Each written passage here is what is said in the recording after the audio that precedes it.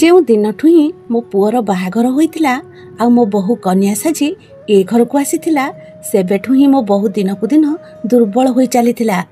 ମୁଁ ବହୁତ ଚିନ୍ତିତ ଥିଲି, କାହିଁକି ନା ଡାକ୍ତରଙ୍କ ପାଖକୁ ଯାଇ ମୁଁ ସବୁ ଟେଷ୍ଟ କରେଇଥିଲି, ହେଲେ ରିପୋର୍ଟ ନର୍ମାଲ ହିଁ ଆସିଥିଲା। ମୁଁ କିଛି ବୁଝିପାରୁନଥିଲି ଯେ ମୋ ବୋହୂ ଏମିତି ଦିନକୁ ଦିନ ଦୁର୍ବଳ କାହିଁକି ହିଁ ଚାଲିଛି। ଚିନ୍ତିତ ହୋଇ ମୁଁ ମୋ ବୋହୂକୁ ବହୁତ ଭଲ ଏବଂ ବଡ଼ ବଡ଼ ବାବାଙ୍କ ପାଖକୁ ନେଇକି ଯିବାକୁ ଲାଗିଲି। ମୋତେ ଲାଗିଲା କି ଯେମିତି ମୋ ବୋହୂ ଉପରେ କୌଣସି ଦୁଷ୍ଟ ଶକ୍ତିର ଛାଇ କିମ୍ବା ପ୍ରଭାବ କିମ୍ବା ନଜର ଲାଗିଯାଇନଥାଉ। ହେଲେ ସେଥିରେ ବି କୌଣସି ଫରକ ପଡ଼ିନଥିଲା। ମୋ ବୋହୂର ଅବସ୍ଥା ସୁଧୁରିବାର ନାଁ ନେଉନଥିଲା। ମୋ ନାଁ ସଙ୍ଗୀତା। ମୋର କେବଳ ଗୋଟିଏ ମାତ୍ର ପୁଅ। ମୁଁ ଏକ ମଧ୍ୟବିତ୍ତ ପରିବାରରେ ଜନ୍ମ ନେଇଥିଲି। ମୁଁ ଦିନ ରାତି ପରିଶ୍ରମ କରି ନିଜ ପୁଅକୁ ପାଠ ପଢ଼େଇଥିଲି। ମୋ ପୁଅ ନିଜ ବେପାର କରିବାକୁ ଲାଗିଲା। ସେ ବହୁତ ଚେଷ୍ଟା କରୁଥିଲା, ହେଲେ ତାର କୌଣସି ବେପାର ବେଶୀ ଦିନ ଚାଲିପାରୁନଥିଲା। ମୁଁ ବି ଏବେ ଉଦାସ ହେବାକୁ ଲାଗିଲି। ମୋ ପୁଅ ତ ରାତିଦିନ ଦୁଃଖୀ ରହିବାକୁ ଲାଗିଥିଲା। ହେଲେ ମୁଁ ତାକୁ ବୁଝେଇଲି ଯେ ଅଙ୍କିତ, ଏମିତି ହାର ମାନିବା କଥା ନୁହେଁ। ଭଗବାନଙ୍କ ଉପରେ ଭରସା ରଖ। ସେ ତତେ ଗୋଟେ ଦିନ ନିଶ୍ଚିତ ଭାବରେ ତୋ ପରିଶ୍ରମର ଫଳ ଦେବେ। ଆଉ ମୋର ଏଇ କଥାକୁ ମାନି ମୋ ପୁଅ ଲଗାତାର ପରିଶ୍ରମ କରି ଚାଲିଥିଲା। ମୋ ପୁଅ ହାର ମାନିଲା ନାହିଁ, ଆଉ ନିଜ ପରିଶ୍ରମ ଜାରି ରଖିଲା। ଗୋଟେ ଦିନ ମୁଁ ମୋ ଭଉଣୀ ଘରକୁ ଯାଇଥିଲି। ସେତେବେଳେ ମୁଁ ଏକ ନିଛାଟିଆ ବାଟ ଦେଇ ଯାଉଥିଲି। ଚାରିଆଡ଼େ ଆଖପାଖରେ କେହି ବି ଦେଖାଯାଉନଥିଲେ। ଏତେ ସୁନସାନ ନିଛାଟିଆ ଜାଗାରେ ମୋତେ ଟିକେ ଭୟ ଲାଗିବାକୁ ଲାଗିଲା। ଠିକ୍ ସେତିକି ବେଳେ ମୋତେ ସେଠି କାହାର କାନ୍ଦିବାର ଶବ୍ଦ ଶୁଭାଗଲା। ମୁଁ ଏକଦମ ଡରିଗଲି। ହେଲେ ମୁଁ ଦେଖିଲି କି ଗୋଟେ ଝିଅ, ଯାହାର ବୟସ ପାଖାପାଖି 18-19 ବର୍ଷ ହୋଇଥିବ, ସେ ନିଜ ମୁହଁକୁ ନିଜ ଆଣ୍ଠୁରେ ଲୁଚେଇ କଇଁ କଇଁ ହୋଇ କାନ୍ଦୁଥିଲା। ମୋତେ ଟିକେ କେମିତି କେମିତି ଲାଗିଲା କି ଏତେ ସୁନସାନ ଜାଗାରେ ଏକୁଟିଆ ଝିଅଟା କ'ଣ କରୁଛି। ପ୍ରଥମେ ତ ମୁଁ ଭାବିଲି ଇଏ କୌଣସି ପାଗଳ ତ ନୁହେଁ ନା। ହେଲେ ତଥାପି ବି ମଣିଷ ପଣିଆ ହିସାବରେ ମୁଁ ତା ପାଖକୁ ଗଲି। ତାକୁ ଏମିତି ନିଛାଟିଆ ଜାଗାରେ ଛାଡ଼ିକି ଯିବାର ମୋର ବିଲକୁଲ ବି ଇଚ୍ଛା ହେଲା ନାହିଁ। ମୁଁ ତା ପାଖକୁ ଗଲି, ଆଉ ତାକୁ ଡାକିକି କହିଲି କି ଝିଅ, ରାତିରେ ତୁ ଏ ସୁନସାନ ଜାଗାରେ କ'ଣ କରୁଛୁ? ମୋ କଥାରେ ତା ଶରୀରରେ କିଛି ହଲଚଲ ମଚିଗଲା। ସେ ଝିଅ ନିଜ ମୁହଁ ଉପରକୁ ଉଠେଇଲା ଆଉ ବହୁତ ଜୋର ଜୋରରେ କାନ୍ଦିବାକୁ ଲାଗିଲା। ସେ ବହୁତ ହିଁ ନିରୀହ ଝିଅଟିଏ ଥିଲା।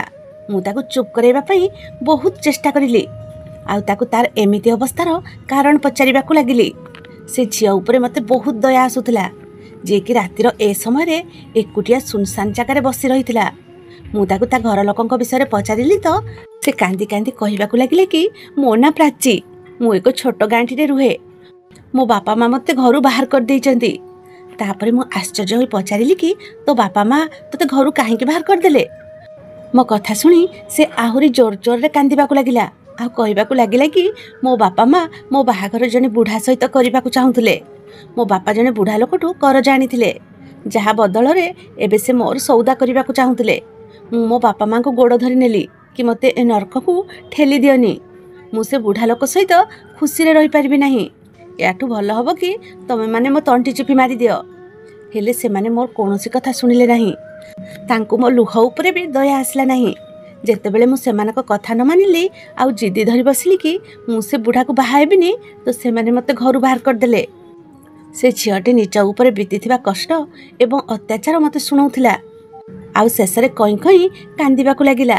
ମୁଁ ତାକୁ ନିଜ ଛାତିରେ ଜାବୁଡ଼ି ଧରି ସାନ୍ତ୍ୱନା ଦେବାକୁ ଲାଗିଲି, ଆଉ କହିଲି କି ଝିଅ, ଭଗବାନ ତୋ ବାପା ମାଙ୍କୁ ଟିକେ ବୁଦ୍ଧି ଦିଅନ୍ତୁ। ଚାଲ ମୋ ସହିତ, ମୁଁ ତୋତେ ତୋ ମା ବାପାଙ୍କ ପାଖକୁ ନେଇଯିବି ଆଉ ତାଙ୍କୁ ବୁଝେଇଦେବି ଯେ ସବୁବେଳେ ସମୟ ସମାନ ନଥାଏ। ଏମିତି ନିଜ ଝିଅର ବଳିଦାନ ଦିଅନି, କୌଣସି ଅନ୍ୟ ଉପାୟ ବାହାର କରିନେବା। ଆଉ ତା ଛଡ଼ା ଏମିତି ଭାବରେ ଯବାନ ଝିଅକୁ ଘରୁ ବାହାର କରିବାଟା କୌଣସି ସମାଧାନ ହୋଇନଥାଏ, ବରଂ ଆହୁରି ବି ଅଧିକ ବିପଦକୁ ଡାକି ଆଣିବା ସହିତ ସମାନ ହୋଇଥାଏ। ରାତି ଅଧିକ ହୋଇସାରିଥିଲା, ସେଥିପାଇଁ ମୁଁ ଏ ସମୟରେ ତାକୁ ନେଇ ଗାଁକୁ ଯାଇପାରିନଥାନ୍ତି। ମୁଁ ପ୍ରାଚୀର ହାତକୁ ଧରିଲି ଆଉ ତାକୁ ନିଜ ଭଉଣୀ ଘରକୁ ନେଇ ଆସିଲି। ମୋ ଭଉଣୀ ମୋତେ ତା ବିଷୟରେ ପଚାରିଲା ତ ମୁଁ ତାକୁ ପ୍ରାଚୀ କହିଥିବା କାହାଣୀ ଶୁଣାଇ ଦେଇଥିଲି। ସେ ଝିଅ ଉପରେ ଦୁଃଖ ଭରା ଚାହାଣୀ ଦେଖି କହିଲି କି ଜଣା ନାହିଁ ଦୁନିଆରେ କେମିତିକା ଲୋକ ଅଛନ୍ତି। ମୋତେ ତ ବିଶ୍ୱାସ ହେଉନି କି ଦୁନିଆରେ ଏମିତି ମା ବାପା ବି ଅଛନ୍ତି ବୋଲି, ଯେଉଁମାନେ କି ନିଜର ଯବାନ ଝିଅକୁ ଏତେ ରାତିରେ ଘରୁ ବାହାର କରିଦିଅନ୍ତି। ସେମାନଙ୍କୁ ନିଜ ଇଜ୍ଜତ କଥା ମଧ୍ୟ ଚିନ୍ତା ନଥାଏ। ମୋ ଭଉଣୀ ସେ ଝିଅକୁ ଦୟାଭରା ନଜରରେ ଦେଖିଲା। ମୋର କୌଣସି ଝିଅ ନଥିଲା। ମୋତେ ପ୍ରାଚୀକୁ ଦେଖି ବହୁତ ଦୁଃଖ ଲାଗିଲା। ସାରା ରାତି ଆମେ ଆମ ଭଉଣୀ ଘରେ ବିତେଇ ଦେଲୁ। मो भौणी मते एवं प्राची को खाइबा खुआइला। खाइबा खाई आमे सोई पड़िलु। ता परदिन सकाळे से कहिथिबा ठिकाणारे मु ताकु नै पहुँचली आ कबाट बाडेली। हेले कबाट जने जवान पुओटिए खोलिथिला। प्राची ताकु देखिबा मात्रके मो पछपटे लुचिगला। मु प्राची की पचारिली कि कौन ए पुओ तो भाई? तो प्राची मुंड हलै ना कहिला आउ कहिला कि ए पुओ को मु चिन्हिनी। तापरे आगको बढ़ी से पुओ को निज बापा माँ को विषय पचारिबा को लागिला। से पुओटी आमको कहिला कि से माने कालीठू गाँ छाड़ी चली जाइछंती। ए घर आमे किनि नेइछु आउ आजिठू ए घर आमर। से पुओर कथा सुनी प्राची एबे आहुरी भी दुखी हो जाइतिला। ता आखिरु लुह झरिबा को लागिला। मु भी भाग्यर ए दुर्जग देखि आश्चर्य थिली। भगवान कौन चाहुथिले मु किछि भी बुझी पारु नथिली। एते सुंदर झियो सहित केही कोन एमिति करि परिबो? मु मने मने ता बापा मांकर निश्चय चिंताधारा उपरे आश्चर्य होई प्राची को निज घर को नहीं आसिली। मु ताकू एमिति एकुटिया बेसहारा छाड़ी पारि नथांती काहेकि ना मो हृदय मते एमिति करिबा को अनुमति देउ नथिला। मु ताकू नहीं निज घर को आसीगली। मो सहित प्राची को देखि मो पो बहुत आश्चर्य होई गला। आउ से मते प्रश्न भरा नजर रे प्राची विषय रे पचारिला। मु ताकू कहिली कि वर्तमान पई तो ए झियो आम सहित रहिबो। मो मुहरु एतिकी सुनिबा मात्रके ता चेहरार राग उतुरी आसिला। आउ से निजर छोटिया रूम टे आडकू जीवाकू लागिला। मो घर बेसी बड़ नथिला। मु प्राची को निज रूम रे बसैली आउ अंकितर रूम को चली आसिली जोंठी कि अंकित बहुत रागरे निज जिनिस एपट सेपट करुथिला। मु एक गभीर निश्वास नेली आउ जानिथिली जे अंकित झियो मानक उपरे जणा नाही काहेकि एते चिडुथिला।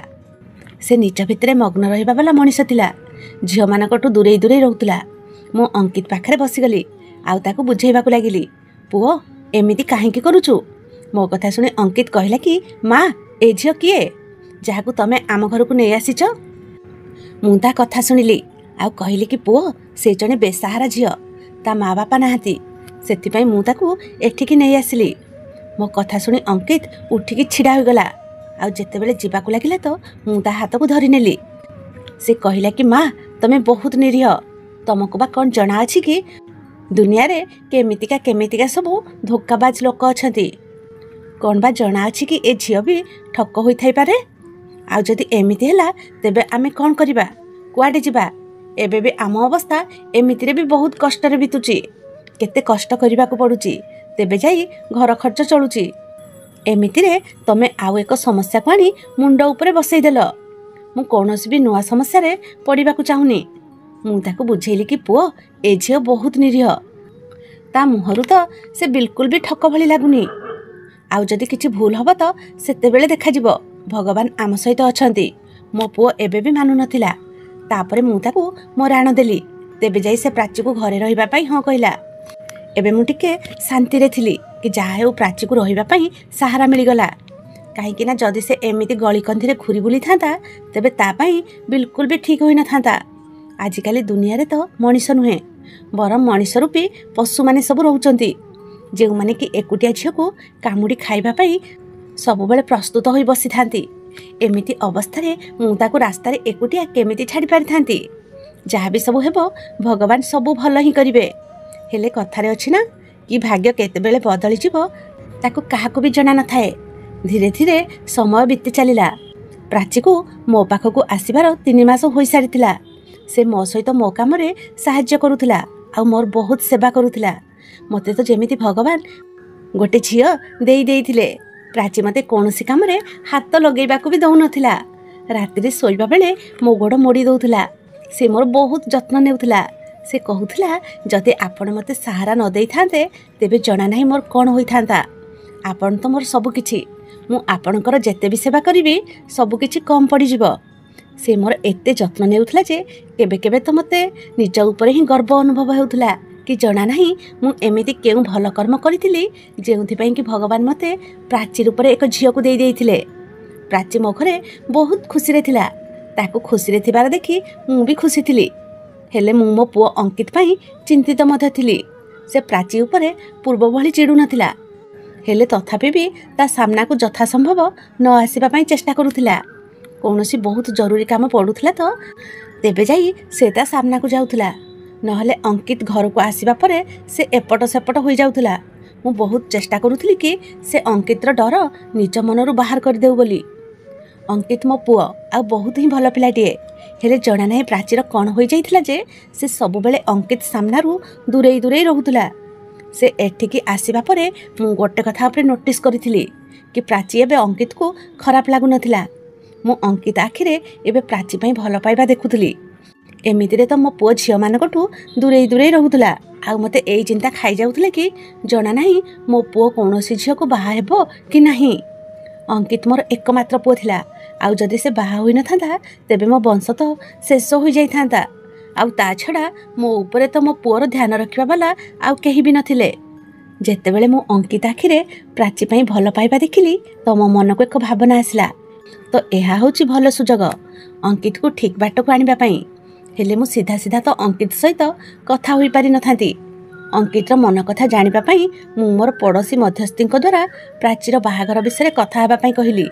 से मो कहिबा अनुसायी मो घर को प्रस्ताव पठेइले। पुओ घर वाला को प्राची पसंद आसी जाइथिला। से माने तो यह भी कहले कि आमे एबे प्राची को मुदी पिंधेई दबु आउ प्राची को निज बहु रूप स्वीकार कर नबु। हेले मु ही से माने को अटकाई देली। से माने आर सप्ताह रे आसीबा पई कहि चाली गले। मु अंकित रा हाव भाव देखिबा पई चाहुतली। मु भाबिथिली जे मु अंकित को प्राचीर बाहागर विषय कहबी आउ से निश्चित भाव रे किछि ना किछि प्रतिक्रिया रखिबो। आउ तापरे मु अंकित रा मन कथा जानि परिबी जे अंकित मन रे कोन चालिछि। संध्यारे जेतेबेले घर को आसला तो मु ताकू कहिली कि मु प्राचीर बाहागर स्थिर करि दैछि। आर सप्ताह रे से माने प्राची को मुदी पिंधेई निर्बंध करबा को चाहुचंती। मो कथा सुनी अंकित रा मुह रागरे तमतम हेबाकू लागिला। आउ से कहिला कि माँ तमे गोटे थर मते भी पचारि नै थांत। मते न पचारि तमे प्राचीर बाहागर केमिति स्थिर करदेल। मु अजणा बनी कहिली कि अंकित तते पचारिबा कोन दरकार थिला। तू तार कोनोसी निजर संपर्क नुहे ना ताहले तते पचारिबा कोन आवश्यक थिला। मु प्राची को ए घरे सहारा देइथिली आउ तू भी प्राची पई दुखी होई जाइथिलु। सेति पई मु भाबिली कि एबे मु प्राचीर बाहागर करई देबी तो तू भी टिके हल्का अनुभव करिबु। मो कथा सुनी अंकित निज मुंड तळकु करि नेला। मु तार उत्तरर अपेक्षा करिबाकू लागिली। आउ तापरे अंकित निज मन कथा कहिदेला कि माँ मु प्राची को पसंद करूची आउ प्राची को बाहाबाकू चाहूची। ता कथा सुनी मु ताकू बड़ बड़ आखिरे देखिबाकू लागिली। आउ मिछि मिछिका राग देखै कहिली कि कुळांगार तू से झियटी उपरे चिड़चिड़ी होचु तेबे तू ताकू केमिति बाहाबा कथा कहूचु। मु ता मुंडरे हल्का भावरे एक चापड़ा मारिली। से मो पाखकू चली आसिला आउ मो मिछि मिछिका राग को अणदेखा करी कहिला कि माँ मु प्राची को भल पाउची आउ ताकू ही बाहा हेबी। मो छड़ा से आउ कहार भी होई परिबो नाही। एहा कहि से निज रूम रो बाहरी गला। आउ मु ता कथारे हसिबाकू लागिली। अंकित तो राजी हो जाइथिला। हेले एबे समस्या प्राचीर हाँ ना उपरे थिला। मु जानिथिली कि प्राची मोर कोनोसी कथा को मना करि पारि नथांदा। किंतु मु एहा भी जानिथिली कि प्राची आरंभरू ही अंकित को डरी आसीथिला। तो से ता पई एहा को बहुत बड़ निष्पत्ति हेबो। सकाळे गाधोई पाधोई फ्रेश हबा परे मु प्राची को निज पाखरे बसैली आउ ताकू बुझेइबाकू लागिली। मु कहिली कि प्राची कोन तू मते भल पाउछु। मो कथा सुनी प्राचीर आखिरे लुह आसीगला। से कहिला कि आपण तो मो पई भगवान आपण एमिति कथा काहे कि कहउचंती।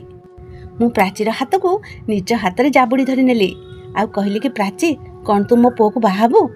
मो कथा सुनी प्राची अचानक निज मुंड ऊपर को उठेला। एमिति लागिला जेमिति ताको करेंट मारिला। से जल्दी ही मुंड हलई ना कहिबाकू लागिला। प्राची बोधे एबे डरी जाइतिला। मु ताको बुझेइली कि अंकित खराब नुहे तार झियो को घृणा करबा पछरे एक बहुत बड़ कारण अछि आउ ताहा हेउची ता पिउसी। निज पिउसीर खराब कर्म पई अंकित सबु झियो माने को घृणा करबाकू लागिला। ता पिउसी बहुत बड़ एक कांड करिथिला आउ जेउथि पई कि ता पिउसी को वंशरू बाहर कर दिया जाइथिला। बास एइथि पई ही से नारी जाति ठु चिडुथिला आउ झियो माने कोठु दूरे दूरे रहउथिला। मो कथारे प्राचीर मन टिके शांत होई गला किंतु से एबे भी टिके डरिला भली थिला। मु प्राची को कथा देली कि मु केबे भी तो सहित अन्याय हेबाकू देबिनी। मो पुओ एबे पूर्व भली नाही जे कि कथा कथारे तते भल मंद कहउथिला। से घृणारे तो सहित कथा हेउथिला आउ एबे तो तू निजे भी अनुभव करूथबु कि अंकित बदली सारिछि बोली। से तते भल पाइबाकू लागिछि। मो कथा ता मनरे थिबा धूली को सफा करि देइथिला। से कहिबाकू लागिला कि मु आपण को केमिति मना करि परिबे। ଆପଣ ତ ମୋର ସେ ସମୟରେ ସାଥ ଦେଇଥିଲେ ଯେତେବେଳେ କି ମୋ ଜନ୍ମ କଲା ମା ବାପା ମୋତେ ତ୍ୟାଗ କରିଦେଇଥିଲେ। ପ୍ରାଚୀର କଥା ଶୁଣି ମୁଁ ବହୁତ ଖୁସି ହୋଇଗଲି କି ଭଗବାନ ମୋତେ ବହୁତ ଭଲ ବୋହୂ ଏବଂ ଝିଅ ଦୁଇଟି ଯାକ ହିଁ ଦେଇଥିଲେ। ମୁଁ ଅଙ୍କିତ ଏବଂ ପ୍ରାଚୀ 2 ଜଣଙ୍କ ବାହାଘର ସ୍ଥିର କରିଦେଲି। ଆଉ ତାପରେ ପ୍ରାଚୀ ଏବଂ ଅଙ୍କିତର ବାହାଘରର ଦିନ ବି ଆସିଗଲା। 2 ଜଣଙ୍କ ବାହାଘର ମୁଁ ଧୁମଧାମରେ ତ କରିନଥିଲି, ହେଲେ ବହୁତ ଖୁସିରେ କରିଥିଲି। ସେ ଆମ କଲୋନୀର ସବୁ ଲୋକଙ୍କୁ ମୁଁ ଭୋଜି ଦେଲି ଆଉ ସେମାନଙ୍କୁ ବି ଆମ ଘରର ପ୍ରଥମ ଖୁସିରେ ସାମିଲ କରେଇଥିଲି। ବାହାଘର ପରେ ଅଙ୍କିତ ପ୍ରାଚୀର ବହୁତ ଯତ୍ନ ନେଉଥିଲା। ତା ଖାଇବା ପିଇବାର ଏବଂ ତାର ସବୁ ଛୋଟ ବଡ଼ କଥାର ଯତ୍ନ ନେଉଥିଲା। କିନ୍ତୁ ଗୋଟେ କଥା ଏବେ ମୋତେ ଭିତରୁ ଭିତରୁ ଚିନ୍ତିତ କରିଦେଉଥିଲା, ଆଉ ତାହା ଥିଲା କି ପ୍ରାଚୀର ସ୍ୱାସ୍ଥ୍ୟ ଅବସ୍ଥା। କାହିଁକି ନା ପ୍ରାଚୀର ସ୍ୱାସ୍ଥ୍ୟ ଅବସ୍ଥା ଦିନକୁ ଦିନ ଖରାପ ହୋଇ ଚାଲିଲା। ସେ ଦିନକୁ ଦିନ ଝଡ଼ି ଝଡ଼ି ମାନେ ପତଳା ହୋଇ ଚାଲିଥିଲା। ସେ ଟିକେ ବି କାମ କରୁଥିଲା ତ ସାହସି ଯାଉଥିଲା। ମୁଁ ସବୁ ଉପଚାର ଆପଣେଇ ନେଇଥିଲି, ହେଲେ ତା ସ୍ୱାସ୍ଥ୍ୟ ଅବସ୍ଥାରେ କୌଣସି ସୁଧାର ଆସିନଥିଲା। ବରଂ ପ୍ରାଚୀର ଦେହ ଦିନକୁ ଦିନ ଖରାପ ହୋଇ ଚାଲିଥିଲା। ମୋ ବୋହୂ ବହୁତ ସୁନ୍ଦରୀ ଥିଲା। ତାର ବଡ଼ ବଡ଼ କଳା କଳା ଆଖି କାହାକୁ ବି ନିଜର ଦିବାନା ବନେଇ ଦେଉଥିଲା। ହେଲେ କ'ଣ ହେବ, ତା ଆଖି ତଳେ କଳା ଦାଗ ପଡ଼ିବାକୁ ଲାଗିଲା। ଅଙ୍କିତ ବୟସରେ ପ୍ରାଚୀରୁ ଟିକେ ଅଧିକ ବୟସ୍କ ନିଶ୍ଚିତ ଭାବରେ ଥିଲା, ହେଲେ ସେ ପ୍ରାଚୀର ବହୁତ ଧ୍ୟାନ ରଖୁଥିଲା। ମୋର ମନେ ଅଛି ବାହାଘର ଦିନ, ସେଦିନ ଯେଉଁଦିନ ମୋ ବୋହୂ କନ୍ୟା ସାଜି ମୋ ଘରକୁ ଆସିଥିଲା। ବାହାଘରର କିଛି ଦିନ ପୂର୍ବରୁ ପ୍ରାଚୀକୁ ମୁଁ ମୋ ଭଉଣୀ ଘରକୁ ପଠାଇ ଦେଇଥିଲି, ଆଉ ପ୍ରାଚୀ ସେଇଠୁ ହିଁ କନ୍ୟା ସାଜି ମୋ ଘରକୁ ଆସିଥିଲା। ସେ ସମୟରେ ପ୍ରାଚୀ ବହୁତ ଖୁସି ଥିଲା। ବାହାଘର ପରେ ମୋର କୌଣସି ବି ସମସ୍ୟା ନଥିଲା, ହେଲେ ସେ ନୀରବ ରହିବାକୁ ଲାଗିଲା। ଯେଉଁ କାମ କରୁଥିଲା ବାସ୍ ନୀରବତାର ସହିତ କରିଦେଉଥିଲା। ସେ ଏବେ ବେଶୀ କଥା ହେଉନଥିଲା। ସେ କାମ କରୁଥିଲା ଆଉ ଚାଲି ଯାଉଥିଲା। ମୋତେ ଏବେ ତା ଚିନ୍ତା ଭିତରୁ ଭିତରୁ ଖାଇଯାଉଥିଲା। ମୁଁ ବହୁତ ଡାକ୍ତରମାନଙ୍କୁ ଦେଖେଇଲି, ବୈଦ୍ୟକୁ ଦେଖେଇଲି, ହେଲେ କୌଣସି ଫରକ ପଡ଼ିନଥିଲା। ବାସ୍ ତା ଦେହ ଦିନକୁ ଦିନ ଝଡ଼ି ଝଡ଼ି ଚାଲିଥିଲା। ଅଙ୍କିତ ସେଦିନ ଘରକୁ ଆସିଲା ତ ମୁଁ ତାକୁ ପ୍ରାଚୀର ସ୍ୱାସ୍ଥ୍ୟ ଅବସ୍ଥା ବିଷୟରେ ପଚାରିବାକୁ ଲାଗିଲି। ତା ସହିତ ମୁଁ ତାକୁ କହିଲି କି ଆଜି ପ୍ରାଚୀର ଦେହ ବହୁତ ଖରାପ ଅଛି। ସେ ନିଜ ରୁମ୍ରେ ଶୋଇଥିଲା। ଅଙ୍କିତ ପ୍ରାଚୀର ରୁମ୍କୁ ଗଲା ଆଉ ତାକୁ ଉଠେଇକି ବସେଇଲା ଆଉ ବହୁତ ସ୍ନେହରେ ତା କେଶ ଆଉଁସି ତାକୁ ଉଠେଇଲା। ସେ ସମୟରେ ପ୍ରାଚୀର ଅବସ୍ଥା ବହୁତ ଖରାପ ହେଉଥିଲା। ଅଙ୍କିତ ଡ୍ରରୁ କାଚ ବୋତଲ ବାହାର କରି ତାକୁ ମହୁ ଚଟେଇଲା। ମୁଁ ଏ କଥାକୁ ନୋଟିସ୍ କରୁଥିଲି କି ଅଙ୍କିତ ବାହାଘରର ପରଦିନଠୁ ହିଁ ପ୍ରାଚୀକୁ ମହୁ ଚଟଉଥିଲା ଆଉ ତାପରେ ତାକୁ ଛାତକୁ ମଧ୍ୟ ନେଇଯାଉଥିଲା। ମୁଁ ବହୁତ ଆଶ୍ଚର୍ଯ୍ୟ ହେଉଥିଲି ଆଉ ତାକୁ ପଚାରୁଥିଲି, ହେଲେ ସେ କୌଣସି ବାହାନା ବନେଇ ଦେଉଥିଲା। ମୁଁ ଭାବୁଥିଲି କି ସେ ପ୍ରାଚୀର ସ୍ୱାମୀ ଆଉ ପ୍ରାଚୀକୁ ଭଲ ମଧ୍ୟ ପାଉଛି, ତେବେ ସେ ତ ତା ସହିତ କିଛି ଭୁଲ କରିବନି। ପ୍ରାଚୀ ଏବେ ପୁଣି ଥରେ ଶୋଇଯାଇଥିଲା। ଅଙ୍କିତ ଏବେ ବି ବାଥରୁମକୁ ଫ୍ରେଶ ହେବା ପାଇଁ ଚାଲିଗଲା। ମୁଁ ସେଇଠି କିଛି ସମୟ ପ୍ରାଚୀ ପାଖରେ ବସି ରହିଲି ଆଉ ତାପରେ ଉଠିକି ବାହାରକୁ ଚାଲି ଆସିଲି। ଏମିତି ହିଁ କିଛି ଦିନ ଆହୁରି ବିତିଗଲା। ଗୋଟେ ଦିନ ମୋ ବୋହୂ ମୋ ପାଖରେ ବସିଥିଲା ତ ଅଚାନକ ବେହୋସ ହୋଇ ଗୋଟେ ସାଇଡ୍କୁ ଢଳି ପଡ଼ିଲା। ସେ ସମୟରେ ଅଙ୍କିତ ଘରେ ନଥିଲା। ମୁଁ ବହୁତ ଅଧିକ ଚିନ୍ତିତ ହୋଇଗଲି। ମୁଁ ଜଲ୍ଦି ଅଙ୍କିତକୁ ଫୋନ୍ କରି ଡାକିଲି। ଅଙ୍କିତ ତାକୁ ନେଇ ହସ୍ପିଟାଲ ଦୌଡ଼ିଲା। ଡାକ୍ତର ପ୍ରାଚୀର ଚେକଅପ୍ କରିଲେ ଆଉ କହିଲେ କି ମାନସିକ ଚାପ ପାଇଁ ଇଏ ବେହୋସ ହୋଇଯାଉଛି। ଲାଗୁଛି କି ଆପଣଙ୍କ ବୋହୂ ନିଜ ମୁଣ୍ଡରେ କିଛି ଅଧିକ ପ୍ରେସର ନେଉଛନ୍ତି, ସେଇଥିପାଇଁ ବୋଧେ ବେହୋସ ହୋଇଯାଉଛନ୍ତି। କିଛି ସମୟ ପରେ ପ୍ରାଚୀକୁ ହୋସ ଆସିଯାଇଥିଲା। ମୋ ପୁଅ ପ୍ରାଚୀକୁ ଘରକୁ ନେଇ ଆସିଲା। ମୁଁ ପ୍ରାଚୀ ପାଇଁ ଜୁସ୍ ବନେଇଲି ଆଉ ତା ରୁମ୍କୁ ନେଇ ଆସିଲି। ମୁଁ ଭିତରକୁ ଯାଇ ଦେଖିଲି ତ ଅଙ୍କିତ ପ୍ରାଚୀ ବେକରେ ଏକ ହଳଦିଆ ରଙ୍ଗର ଡୋର ବାନ୍ଧୁଥିଲା। ମୁଁ ଜୁସ୍ ଗ୍ଲାସ୍ ସାଇଡ୍ ଟେବୁଲ ଉପରେ ରଖିଲି ଆଉ ତାକୁ ସେ ଡୋର ବିଷୟରେ ପଚାରିବାକୁ ଲାଗିଲି। ମୁଁ ପଚାରିଲି କି ଅଙ୍କିତ, ତୁ ପ୍ରାଚୀକୁ ଏ କ'ଣ ପିନ୍ଧଉଛୁ? ତ ସେ କହିଲା କି ଦେଖ ନା ମା, ପ୍ରାଚୀ ଆସିବା ଦିନଠୁ ତା ଦେହ ଖରାପ ରହୁଛି। ସେ ଦୁର୍ବଳ ବି ହୋଇ ଚାଲିଛି।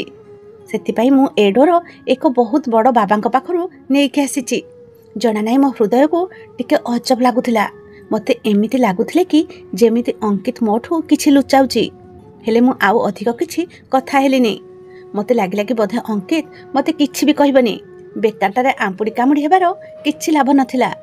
ମୁଁ ପ୍ରାଚୀର ମୁଣ୍ଡ ପାଖରେ ବସି ତା ମୁଣ୍ଡକୁ ଆଉଁସିବାକୁ ଲାଗିଲି।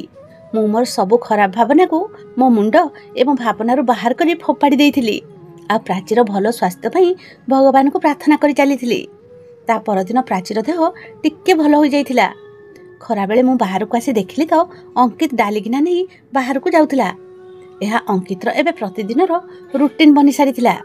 ସେ ବାହାଘର ପରଠୁ ପ୍ରତି ମଙ୍ଗଳବାରେ ଡାଲିବାଲା ଗିନା ନେଇ କୁଆଡ଼େ ଯାଉଥିଲା। ମୁଁ ବହୁତ ଥର ତାକୁ ପଚାରିଥିଲି କି ଅଙ୍କିତ ତୁ ଏ ଡାଲି ନେଇ କୁଆଡ଼େ ଯାଉଛୁ? ତ ସେ କହୁଥିଲେ କି ମା କାହାକୁ ଦରକାର ଅଛି, ମୁଁ ଦରକାର ଥିବା ଲୋକଙ୍କର ସାହାଯ୍ୟ କରୁଛି। ଅଙ୍କିତର ଏମିତି ବ୍ୟବହାର ମୋତେ ଚିନ୍ତାରେ ପକାଇ ଦେଉଥିଲା କି ସେ କିଛି ଭୁଲ ତ କରୁନି। ଆଜି ରବିବାର ଥିଲା, ଅଙ୍କିତ ଘରେ ଥିଲା। ରାତିରେ ମୁଁ ରୋଷେଇ ଘରେ ଥିଲି ତ ମୁଁ ଦେଖିଲି କି ଅଙ୍କିତ ପ୍ରାଚୀକୁ ନେଇ ଛାତକୁ ଯାଉଛି। ମୋ ଷଷ୍ଠ ଇନ୍ଦ୍ରିୟ ମୋତେ କୌଣସି ଭୁଲ ହେବାର ଇସାରା ଦେଉଥିଲା। ମୁଁ ବି ତୁରନ୍ତ ତା ପଛରେ ପାହାଚ ଚଢ଼ିବାକୁ ଲାଗିଲି। ଆଉ ଯେମିତି ହିଁ ମୁଁ ଛାତରେ ପହଞ୍ଚିଲି ଆଉ ସାମ୍ନାର ଦୃଶ୍ୟ ଦେଖିଲି ତ ମୋତେ ଏମିତି ଲାଗିଲା କି ଯେମିତି କେହି ମୋ ଶରୀରରୁ ମୋ ଜୀବନ ବାହାର କରି ନେଇଯାଉଛି। ଅଙ୍କିତ ପ୍ରାଚୀକୁ ଏକ ଗୋଲ ଭିତରେ ଶୁଆଇ ଦେଇଥିଲା, କିନ୍ତୁ ଏହା ଦେଖି ମୁଁ ଆହୁରି ବି ଚିନ୍ତିତ ହୋଇଯାଇଥିଲି କି ପ୍ରାଚୀ ବେହୋସ ଥିଲା। ପ୍ରାଚୀ ଗୋଲ ଭିତରେ ଶୋଇ ରହିଥିଲା। ଅଙ୍କିତ ତା ମଥାରେ ଜଣା ନାହିଁ କ'ଣ କ'ଣ ସବୁ ଗୁଡ଼େଇ ରଖୁଥିଲା ଆଉ ତା ସାମ୍ନାରେ ବସି କ'ଣ ସବୁ ଗୁଣଗୁଣ ହେଉଥିଲା। ଅଙ୍କିତ ମନେ ମନେ କିଛି କହି ପ୍ରାଚୀ ଉପରକୁ ଫୁଙ୍କୁଥିଲା। ଆଉ ଦେଖୁ ଦେଖୁ ପ୍ରାଚୀର ପୁରା ଶରୀର ଝଟକା ଖାଇବାକୁ ଲାଗୁଥିଲା। ଏସବୁ ଦେଖି ମୁଁ ଜୋରରେ ଚିତ୍କାର କରି ଉଠିଲି। ମୋ ଚିତ୍କାର ଶୁଣି ଅଙ୍କିତ ମୋ ଆଡ଼କୁ ଚାହିଁଲା ଆଉ ତା ଚେହେରା ଧଳା ପଡ଼ିଯାଇଥିଲା। ସେ କହିଲା କି ଭାବିବି ନଥିଲି କି ଏମିତି କିଛି ହେବ ବୋଲି। ମୁଁ ତା ସାମ୍ନାକୁ ଆସିଲି ଆଉ ତା ଗାଲରେ ଏକ ଶକ୍ତ ଚାପୁଡ଼ା ମାରିଲି। ସେ ସମୟରେ ଅଙ୍କିତ ମୋତେ ନିଜ ହୋସ୍ରେ ଥିଲା ଭଳି ଲାଗୁନଥିଲା, ଅଜବ ପାଗଳ ଭଳି ଲାଗୁଥିଲା। ତାପରେ ମୁଁ ତା ଗାଲରେ ଚାପୁଡ଼ାର ବର୍ଷା କରିବାକୁ ଲାଗିଲି। ସେ କିଛି ବି ନ କହି ଚୁପଚାପ ଛିଡ଼ା ହୋଇଥିଲା। ମୁଁ ତାକୁ କହିଲି କି ନିର୍ଦ୍ଦୟ ମଣିଷ, ତୁ ଏସବୁ କ'ଣ କରୁଥିଲୁ? ତୋର ସାହସ କେମିତିକା ହେଲା ଏକ ନିରୀହ ଝିଅ ସହିତ ଏମିତିକା ନୀଚ ପ୍ରକୃତିର ଖେଳ ଖେଳିବା ପାଇଁ? ଏବେ ତୁରନ୍ତ ହିଁ ପ୍ରାଚୀକୁ ଠିକ୍ କର, ନହେଲେ ମୁଁ ଭୁଲିଯିବି ଯେ ତୁ ମୋ ପୁଅ ବୋଲି। ମୋ ମୁହଁ ରାଗରେ ଲାଲ ପଡ଼ିସାରିଥିଲା। ମୋ ପୁରା ଶରୀର ରାଗରେ ଥରୁଥିଲା। ମୋ ଅବସ୍ଥାକୁ ଆଖି ଆଗରେ ରଖି ଅଙ୍କିତ ପ୍ରାଚୀ ଉପରକୁ କିଛି ପଢ଼ି ଫୋପାଡ଼ିଲା ଆଉ ପ୍ରାଚୀର ଶରୀର ଯିଏକି ଏବେ ପର୍ଯ୍ୟନ୍ତ ଝଟକା ଖାଉଥିଲା ତାହା ଏକଦମ ଶାନ୍ତ ହୋଇଗଲା। ମୁଁ ଅଙ୍କିତକୁ ଜୋରରେ ହଲେଇ ଦେଲି। ମୁଁ କହିଲି କି ଏସବୁ କ'ଣ ଏମିତି ହିଁ ପାଟି ବନ୍ଦ କରି ଛିଡ଼ା ହୋଇଥିବୁ ନା ମୋ କଥାର ଉତ୍ତର ଦେବୁ? ମୋ କଥା ଶୁଣି ଏବେ ଅଙ୍କିତ କାନ୍ଦିବାକୁ ଲାଗିଲା। ତାପରେ ସେ ମୋତେ ତାର ସବୁ କଥା କହିଲା। ମୁଁ ଚୁପଚାପ ତା କଥା ଶୁଣୁଥିଲି। ସେ କହୁଥିଲା କି ମୁଁ ସେ ଝିଅକୁ ଦେଖିଲି ତ ମୋତେ ତା ଭିତରେ କିଛି ଅଜବ ଅନୁଭବ ହେଲା। ତା ପାଖକୁ ଯିବା ପାଇଁ ମୁଁ ନିଜକୁ ଅଟକାଇବାକୁ ଚେଷ୍ଟା କରିଲି, ହେଲେ ମୁଁ ଅସଫଳ ହେଲି। ମୁଁ ବାହାଘର ପୂର୍ବରୁ ହିଁ ପ୍ରାଚୀ ସହିତ ସମ୍ପର୍କ ରଖିବାକୁ ଚାହୁଁଥିଲି, ହେଲେ ମୁଁ ଯେବେ ବି ପ୍ରାଚୀ ସହିତ ଏସବୁ କରିବା ପାଇଁ ଚେଷ୍ଟା କରୁଥିଲି ତ ପ୍ରାଚୀ ମୋଠୁ ଦୂରେଇ ଦୂରେଇ ରହୁଥିଲା ଆଉ ସେ ମୋତେ ଏମିତି କରିବାକୁ ଅଟକାଇ ଦେଉଥିଲା। ଗୋଟେ ଦିନ ସେ ମୋତେ ଧମକେଇଲା କି ଯଦି ତମେ ମୋ ସହିତ ଜବରଦସ୍ତି କରିବାକୁ ଚେଷ୍ଟା କରିବ ତ ମୁଁ ତୁମ ମାଆଙ୍କୁ ଏସବୁ ବିଷୟରେ କହିଦେବି। ମୁଁ ତାକୁ ଓଲଟା ଧମକେଇଲି କି ଯଦି ତୁ ମୋ ମାଆକୁ କିଛି ବି କହିବୁ ତେବେ ଓଲଟା ମୁଁ ମୋ ମାଆକୁ କହିବି କି ଏ ଝିଅ ହିଁ ମୋ ଉପରେ ଖରାପ ନଜର ପକାଉଛି, ମୋତେ ଖରାପ ଦୃଷ୍ଟିରେ ଦେଖୁଛି। ଆଉ ଏହା ଏକ ସାଧାରଣ କଥା ଯେ ସେ ମୋ ମା, ସେଥିପାଇଁ ସେ ମୋ କଥା ଉପରେ ଏବଂ ମୋ ଉପରେ ହିଁ ବିଶ୍ୱାସ କରିବ। ଆଉ ଯଦି ଏମିତି ହେଲା ତେବେ ସେ ତୋତେ ଘରୁ ବାହାର କରିଦେବେ। ମୋ କଥା ଶୁଣି ପ୍ରାଚୀ ଡରି ଯାଇଥିଲା। ଏ ଘର ଛଡ଼ା ତାର ଆଉ କୌଣସି ସାହାରା ନଥିଲା ଆଉ ସେ ଏ ଘରକୁ ଛାଡ଼ି ଯିବାକୁ ବି ଚାହୁଁନଥିଲା। ସେଥିପାଇଁ ସେ ଚୁପଚାପ ଏ ଘରେ ପଡ଼ି ରହିଲା ଆଉ ମୋ ବିରୁଦ୍ଧରେ ସେ କୌଣସି ଶବ୍ଦ ସେ କାହାରିକି କହିଲା ନାହିଁ। ହେଲେ ଏବେ ବି ମୁଁ ମୋ ଉଦ୍ଦେଶ୍ୟ ପୂରଣ କରିବାର ଅସଫଳ ଥିଲି। ସେ ମୋ ହାତରେ ଆସୁନଥିଲା, ସେ ସବୁବେଳେ ମୋଠୁ ଦୂରେଇ ଦୂରେଇ ରହୁଥିଲା। ମୁଁ ବି ଭାବି ନେଇଥିଲି କି ମୁଁ ପ୍ରାଚୀକୁ ହାସଲ କରିକି ହିଁ ରହିବି। ଆଉ ଯେତେବେଳେ ତମେ ମୋତେ କହିଲ କି ତମେ ପ୍ରାଚୀର ବାହାଘର ସ୍ଥିର କରିଦେଇଛ ତ ଏହାକୁ ମୋ ଜିଦ୍ଦି ଗ୍ରହଣ କରିଲା ନାହିଁ। ମୁଁ ଭାବି ନେଇଥିଲି କି ମୁଁ ପ୍ରାଚୀକୁ ହାସଲ କରିକି ହିଁ ରହିବି, ତେଣିକି ମୋତେ ଯାହା ବି କରିବାକୁ ପଡ଼ୁନା କାହିଁକି। ଆଉ ତାପରେ ମୁଁ ପ୍ରାଚୀକୁ ବାହା ହେବା କଥା କହିଲି। ମୁଁ ଭାବି ନେଇଥିଲି କି ମୁଁ ପ୍ରାଚୀକୁ ବାହା ହେବା ପରେ ଆଉ ତାକୁ ହାସଲ କରିସାରିବା ପରେ ମୁଁ ତାକୁ ଛାଡ଼ିଦେବି। ଆଉ ଏଇ କଥା ମୁଁ ବାହାଘରର ପ୍ରଥମ ରାତିରେ ମୁଁ ମୋ ସାଙ୍ଗ ସହିତ କଥା ହେଉଥିଲି, ହେଲେ ପ୍ରାଚୀ ମୋର ଏ କଥା ଶୁଣି ନେଇଥିଲା। ଆଉ ବାହାଘରର ପ୍ରଥମ ରାତିରେ ପ୍ରାଚୀ ମୋତେ ନିଜ ପାଖକୁ ଆସିବାକୁ ଦେଲା ନାହିଁ। ଏଥର ପ୍ରାଚୀ ମୋ ସହିତ ଚାଲାକି କରିଥିଲା। ମୋ କଥା ସେ ଫୋନରେ ରେକର୍ଡିଂ କରି ନେଇଥିଲା। ଯେତେବେଳେ ମୁଁ ପ୍ରାଚୀକୁ ଧମକାଇଲି ତ ସେ ମୋତେ କହିବାକୁ ଲାଗିଲା ଯେ ଯଦି ତମେ ମୋ ସହିତ ଜବରଦସ୍ତି କରିବା ପାଇଁ ଚେଷ୍ଟା କରିବ ତ ମୁଁ ରେକର୍ଡିଂ ତମ ମାଆଙ୍କୁ ଶୁଣେଇ ଦେବି। ଆଉ ସେଇଠି ହିଁ ମୁଁ ଦୁର୍ବଳ ହୋଇଯାଇଥିଲି।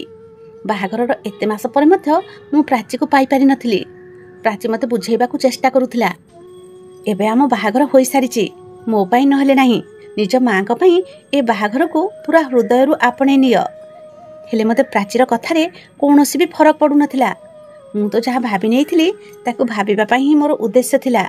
ହେଲେ ପ୍ରାଚୀ ଦିନକୁ ଦିନ ମୋ ପାଇଁ ଜିଦ୍ଦି ବନି ଚାଲିଥିଲା।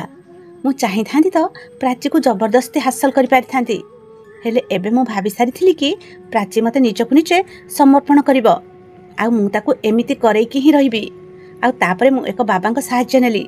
ସେ ବାବା କହିଥିବା ସବୁ କାମ ମୁଁ କରିବାକୁ ଲାଗିଲି।